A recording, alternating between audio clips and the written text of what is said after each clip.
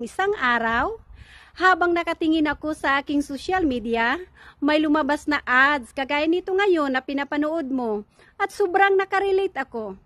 Pilipina din siya, Bisaya, taga Texas at pinakinggan ko ang kwento ng buhay niya.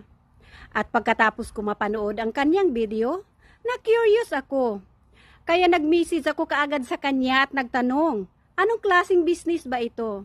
Ang sabi niya sa akin, kailangan kong panoorin ang webinar. Bagamat may pagdududa, pinanood ko pa rin ito. At dito nagsimula ang lahat. Nagdesisyon akong maging online business owner.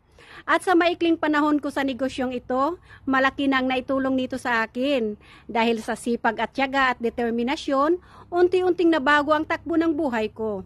First time naming magbakasyon ng mga anak ko na magkasama at naiparanas ko na rin sa aking mga kapatid ang buhay na hindi pa nila naranasan noon nung nasa probinsya pa kami.